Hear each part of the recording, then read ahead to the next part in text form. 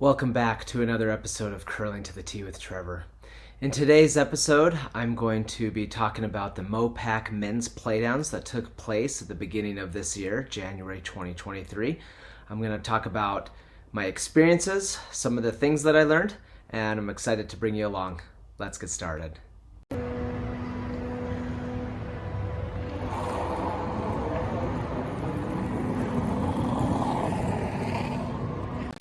To start off, there are a few things that I want to cover that I've noticed some curlers and skips doing in my league. The first is getting a good read of the ice. In my club, we play on arena ice, and there are some sheets that unfortunately fall towards another sheet.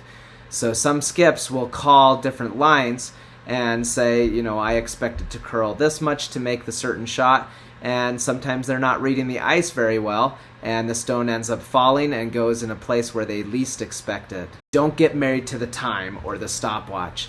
In my previous episode, I talked about how Ken had stressed this to me, and later in this episode, I will also talk about being married to the time again.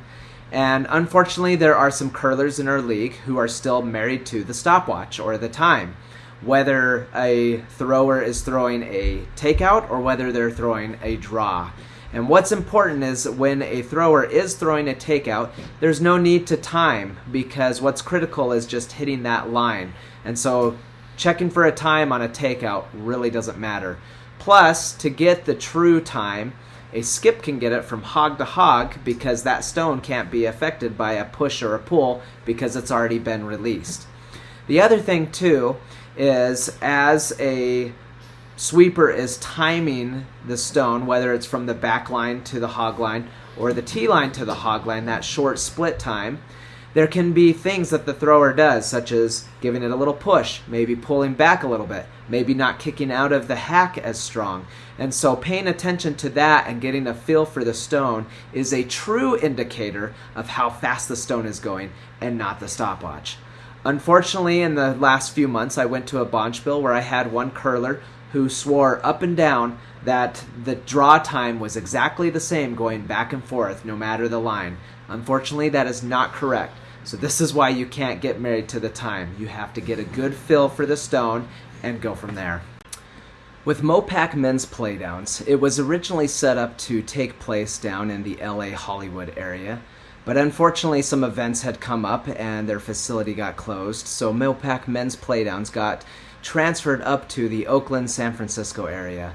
That was the first time that I visited this curling facility, and I have to say it was an impressive facility that's run by volunteers and with everything that they've set up with the 5 sheets. When we arrived, we had a brand new team, so we had Ken as our skip, Brandon as our vice skip. I played second, and Jordan Black, one of my friends who I've been playing with for almost 2 years now, played our lead.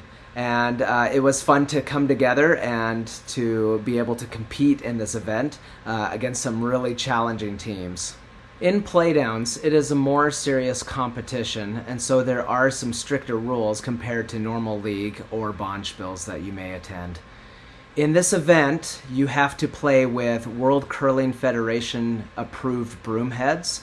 So I've showed you in one of my previous episodes with my Gold Line Air X that I have some broom-heads that have the ribs on them. They're different colors. And then in that episode, I also showed you that I had a yellow broom-head, which was a little bit more flat. That is a World Curling Federation approved broom-head used for these type of competitions. And everybody has to play with them. The other thing in these type of competitions is you are going to be playing more competitive teams, and you also have a timer. So in Playdowns, in nationals, in world curling events, in Olympic trials, and in the Olympics, they have timers. Each team is allocated a certain amount of time that you have to be able to think when it's your turn to make the shot. Once the thrower slides out of the hack, they'll go ahead and stop that time, and then as soon as that stone comes to rest, then the timer for the other team begins. You want to make sure that you play your game in a timely fashion, because if not, and your time runs out, then your team forfeits. In our games, I didn't focus too much on time because I knew that if I kept up with the practices that Ken has told me to just keep the game going and get the next stone going, that we would be able to play in a good, timely fashion and wouldn't have to stress too much about the time. Sometimes there were some shots that had to be discussed between the vice and the skip, and this would happen with a lot of teams where sometimes they need a little bit more time to discuss the shot and make sure that they are playing the best play possible.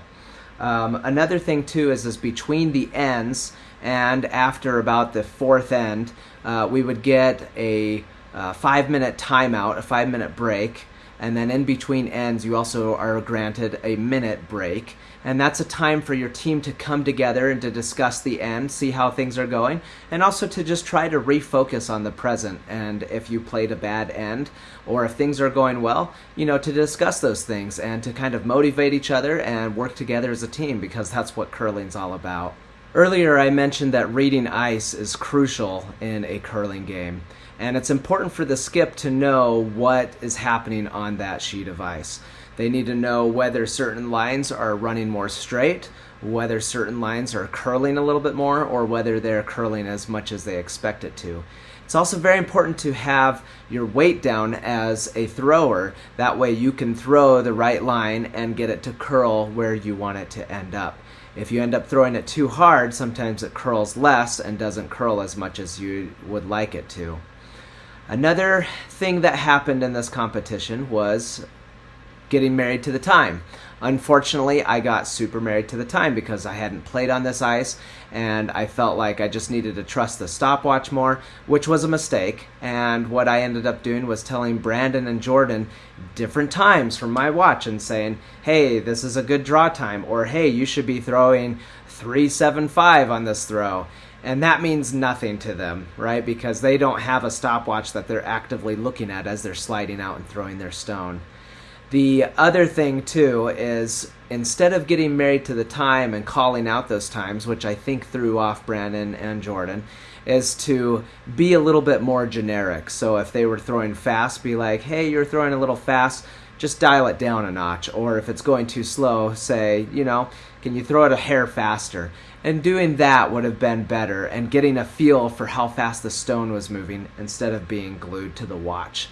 That was something that I made a mistake on and something that I will definitely fix in future competitions. Another thing that's really important too is to also make sure that you're doing a clean sweep going down the ice.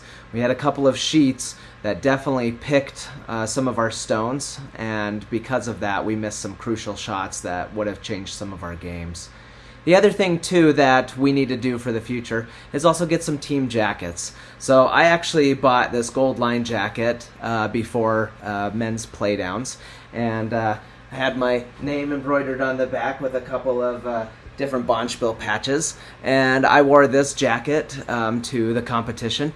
But hopefully in the future, as we form our team together again, that we'll get some team jackets. That way, if we do well and end up going to nationals, then, we'll have our jackets together.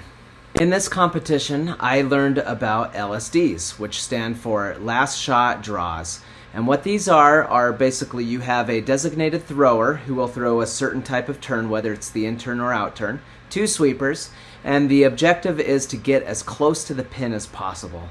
When I threw my 2 LSDs throughout this competition, my first one was inches from the pin, and then my second one was a little heavier, ended up in the back of the house, back 8, back 12. But overall, I felt pretty good about my throws for the LSDs. The LSDs also help with tiebreakers within a pool, or can help with also ranking within a pool in the competition like this. With our LSDs being thrown, we were ranked about 11th overall, which felt pretty good. And then in this competition, there were 18 men's teams, and as we were seated as number 18th. But with the way our games went, we ended up being not 18th after all, because there were some teams that had lost all their games, but we had won at least one of our games. Okay, to tell you about a little bit of the games that went on, we first played against Team LeClair in our pool, and LeClair, for those of you who don't know, is a very good curler. He also had Fred Maxey on his team, and both of these gentlemen have played in the Briars. Now, the Briars is a competition up in Canada where they take the men's best teams from the different regions and play against each other. Normally, teams that go to the Briars are normally in Olympic trials, or they're teams that go to the Olympics. So these men play very well, and they were very difficult. We ended up playing them first on Sheet 3, or Sheet C, and the game didn't go super well. We ended up losing 0-10. I had a hard time getting comfortable with the ice, reading the ice, sweeping. I just felt like I didn't know how to curl in that first game, and they played a very good game against us. In our second game, we played against Team Bets. We ended up beating them 7-2, which was pretty awesome after having lost 0-10 from the previous game. And in that one, I had an amazing angle raised takeout that helped us get 3 points in one of the ends. What ended up happening was Ken had called a certain takeout. I threw it, and it hit. And from my angle, it looked like we were going to chip out one of our own stones and give them the advantage. But luckily, somehow our stone had hit their stone that was frozen right behind us. Not frozen, but pretty close to it. And then I got the double, and because of that, we were able to get 3 ends and get an advantage in that game, which felt pretty good. In the competition, there was also an unfortunate event. On one of the nights, the MoPAC banner was placed in front of the main windows, and it was hard to see out into the parking lot. And unfortunately, somebody came by, broke into some cars, and stole some stuff from some of the members who were in this competition, some curlers and officials. And unfortunately, it had set some emotions on high, and this had happened right before one of the main games that we had, and it was a little hard to focus, especially knowing that event happened.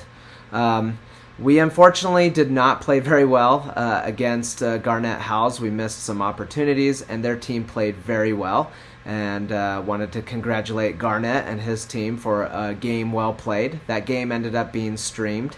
And then in our last game, we ended up playing against Jesus Barajas, and that was a really good game. We had some really good end setup, but just couldn't capitalize on getting the points in the first half of the game. Then in the second half of the game, we started making some shots and making some good ends, but unfortunately didn't quite get there. That game ended 4-5.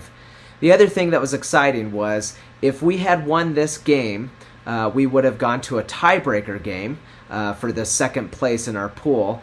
And if we had won that game, we would have actually gone to quarterfinals. So that felt pretty good that we were at that kind of position, but unfortunately we didn't quite make it.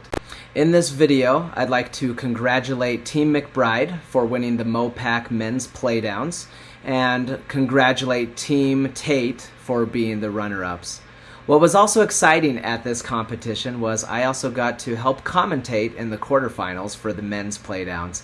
So if you go back to the MoPAC Men's Curling YouTube channel and watch the quarterfinals for this year, you will hear me commentating with Ryan Olson, and it was a lot of fun to do. That sums up everything in this episode. There were a lot of things that I learned, and it was a lot of fun to be able to play competitively against some harder teams within our MoPAC region. And hopefully, going forward in the future, I'll be able to take these things that I've learned and be able to apply them in my future games, so that when we do play in a future men's Playdowns, I'll be even more prepared, and hopefully we'll do better overall. In my next episode, I'm going to be talking about my third trip to the Denver Mile High Open Bonspiel over in Denver, Colorado. I got to see a lot of my friends, I got to make new friends, and I learned some more things that I'd love to share with you. So we'll see you then.